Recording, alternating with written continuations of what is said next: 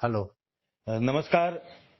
મુંબઈ સમાચારથી હું જીગર પંડ્યા છું અને મારી સાથે હવામાન નિષ્ણાંત પરેશ ગોસ્વામી જોડાયેલા છે. તેમની સાથે જાણીશું કે હવે પછીની આગાહી કેવી છે વરસાદને લઈને, અને ખાસ કરીને જ્યારે આગામી 48 કલાક ભારે તેવી હેડલાઇન સાથે અખબારોમાં સમાચાર ને સ્થાન મળ્યું હોય ત્યારે સાચું શું છે અને હવે પછીની કેવી આગાહી છે ગુજરાત અને ખાસ કરીને મુંબઈ સુધીની, તેનો જાણવાનો પ્રયત્ન કરીશું. પરેશભાઈ, સ્વાગત છે આપનું. જી નમસ્કાર. પરેશભાઈ, છેલ્લા 3 દિવસથી જે ગુજરાતમાં મેઘરાજાએ હેત વરસાવ્યું છે અને ક્યાંક રૌદ્ર સ્વરૂપ પણ ધારણ કરેલું છે. અમદાવાદ, ઉત્તર ગુજરાત, સાઉથ ગુજરાતની જે પરિસ્થિતિ આપણે જોઈએ છીએ તે અનએક્સપેક્ટેડ હતી, કારણ કે આગાહી હતી, પરંતુ આટલું બધું પાણી વરસશે તેવું કોઈએ કલ્પના પણ કરી ન હતી. તો આનું કારણ શું? જો પહેલી વાત તો એ છે કે અત્યારે અરબ સાગર અને બંગાળની ખાડી બંને ખૂબ સક્રિય છે. અરબ સાગર સક્રિય છે, જેને કારણે મોન્સૂન ઓફશોર ટ્રફ હોય છે એ પોઝિટિવ છે. એ સાથે જે બંગાળની ખાડી સક્રિય થઈ છે એમાંથી એક જે વરસાદી સિસ્ટમ બની અને ઉત્તર પશ્ચિમ દિશામાં ગતિ કરી, જે સિસ્ટમ છે એ અત્યારે રાજસ્થાનના દક્ષિણ ભાગો ઉપર છે અને એનો જે સિયર ઝોન હોય છે એ ગુજરાત ઉપર થઈ અને અરબ સાગર સુધી લંબાઈ રહ્યું છે. અને આ પરિસ્થિતિને કારણે લગભગ મને યાદ છે ત્યાં સુધી અમદાવાદમાં જે વરસાદ પડ્યો છે એના 4 દિવસ અગાઉથી જ મધ્ય ગુજરાત અને અમદાવાદ ઉત્તર ગુજરાતની અંદર ભારેથી અતિભારે વરસાદ અને મેઘ તાંડવની સ્થિતિનું નિર્માણ થાય, આવું અમે એક અનુમાન વ્યક્ત કર્યું હતું. એટલે એક ફાઇનલ હતું કે ભાઈ અમદાવાદ, ગાંધીનગર આ વિસ્તારની અંદર આવો વરસાદ હવે આવનારા દિવસમાં પડી શકે છે.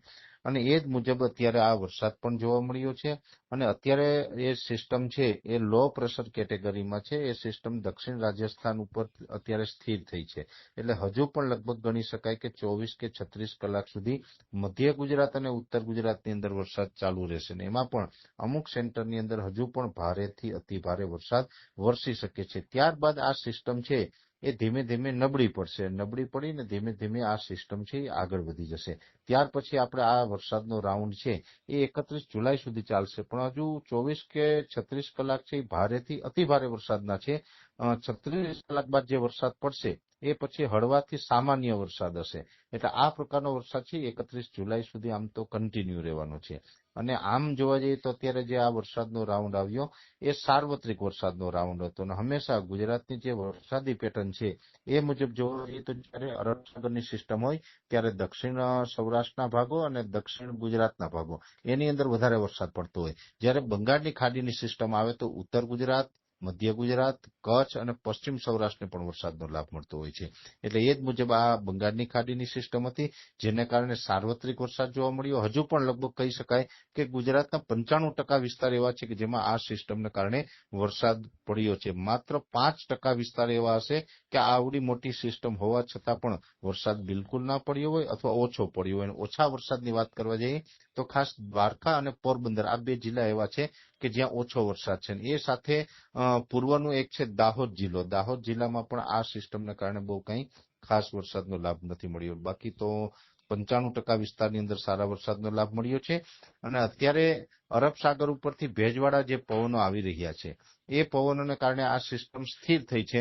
પણ હવે લગભગ 36 કલાક પછી આ સિસ્ટમની મૂવમેન્ટ ચાલુ થશે તો આ સિસ્ટમ ગુજરાતથી દૂર જશે અને ત્યાર પછી આપણે વરસાદમાંથી મુક્ત થશું. પણ એક વાત એ પણ છે કે રાજ્યના અલગ અલગ ભાગોની અંદર જે વરસાદ પડ્યા એમાં દક્ષિણ ગુજરાતમાં પણ ભારેથી અતિભારે વરસાદ નોંધાયો, મધ્ય ગુજરાતમાં પણ ભારેથી અતિભારે વરસાદ નોંધાયો.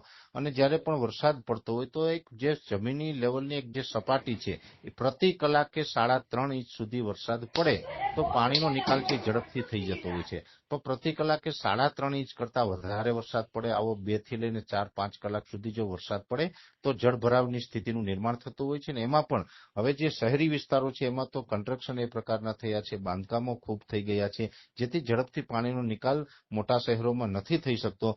જેને કારણે વલસાડ હોય, વાપી હોય, સુરત હોય અથવા તો અમદાવાદ હોય, આ બધા જ શહેરોની પરિસ્થિતિ છે એ ખરાબ થઈ રહી છે. આવનારા દિવસમાં પણ આમ જોવા જઈએ તો વારંવાર જે આ સિસ્ટમો આવતી રહેશે તો ભવિષ્યમાં પણ જ્યારે ઓછા સમયમાં વરસાદ વધુ પડે ત્યારે અમદાવાદની જે સ્થિતિ થઈ આવી સ્થિતિનું નિર્માણ થઈ શકે છે. આ વર્ષની વાત કરવા જઈએ તો આ વર્ષમાં પણ હજુ ઓગસ્ટમાં પણ આવી સ્થિતિનું નિર્માણ થાય એવી એ પ્રકારની સિસ્ટમ બંગાળની ખાડી તરફથી ગુજરાત તરફ આવતી રહેવાની છે. જી પરેશભાઈ, આપે આ આખો વર્તારો તો જણાવ્યો, પરંતુ હજી તો 68 દિવસની આસપાસનું ચોમાસું બાકી છે. ઓગસ્ટ અને સપ્ટેમ્બરનું જોખમ કેટલું રહેશે તેનો પણ આપણે થોડો અણસારો તો આપ્યો.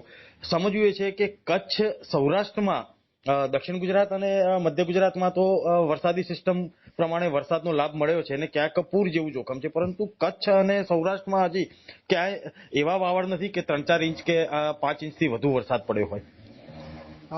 સૌરાષ્ટ્રમાં પણ વરસાદ પડ્યો છે, પણ સૌરાષ્ટ્રમાં એકદમ ધીમી ધારે વરસાદ પડ્યો છે, જેથી કરીને ઓછા સમયમાં વધુ વરસાદ પડે ને જે માહોલ હોય એવો માહોલ ચોક્કસથી જોવા નથી મળ્યો.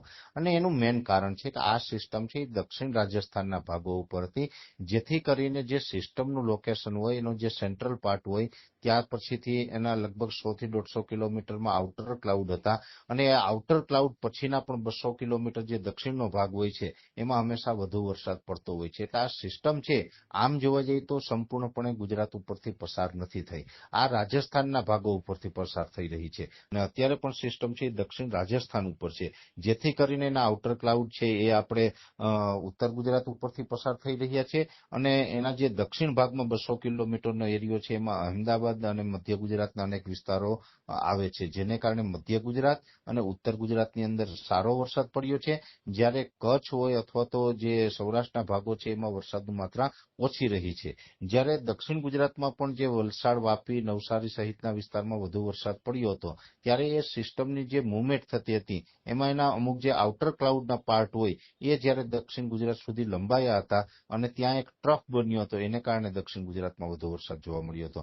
સૌરાષ્ટ્ર ઉપર કોઈ એવો ટ્રફ અથવા તો એવું કહી શકાય કે કોઈ એવા આઉટર ક્લાઉડ છે સૌરાષ્ટ્ર ઉપર પહોંચ્યા નથી, જેથી કરીને સૌરાષ્ટ્રમાં વરસાદનું પ્રમાણ આ રાઉન્ડની અંદર અત્યાર સુધીમાં ઓછું જોવા મળ્યું. આ એક ચોક્કસથી છે કે સૌરાષ્ટ્રના જે ઉત્તર ભાગો છે, જેમાં મોરબી, સુરેન્દ્રનગર જિલ્લો છે, એની અંદર સૌરાષ્ટ્રના બીજા જિલ્લા કરતા વરસાદનું પરફોર્મન્સ સારું રહ્યું છે, કેમ કે જેટલા પણ આપણે સમુદ્ર સપાટીથી ઉત્તર તરફ જઈએ એ તમામ વિસ્તાર હોય, જો આપણે દરિયાકાંઠાના ગીર સોમનાથ, અમરેલી, જુનાગઢ, રાજકોટ હોય અથવા તો બીજા કોઈ ભાવનગર જેવા વિસ્તાર હોય, પોરબંદર હોય, આ જે દરિયાકાંઠાના વિસ્તાર છે એમાં વરસાદનું પ્રમાણ આપણે હળવું જોવા મળતું હશે. પણ ત્યાંથી જેમ ઉત્તરમાં જશું, મોરબી, સુરેન્દ્રનગરમાં સારું છે, એનાથી વધારે વરસાદ અમદાવાદની અંદર છે. એટલે આ પ્રકારે ઉત્તર તરફ થોડાક વરસાદના પ્રમાણ વધારે જોવા મળ્યું છે, અને એનું પણ મેઇન કારણ હતું કે સિસ્ટમનું જે સેન્ટ્રલ પાર્ટ છે એ દક્ષિણ રાજસ્થાન ઉપર હતો.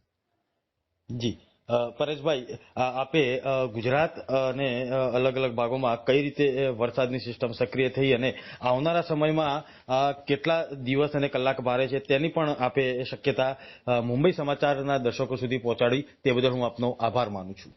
જી, ધન્યવાદ.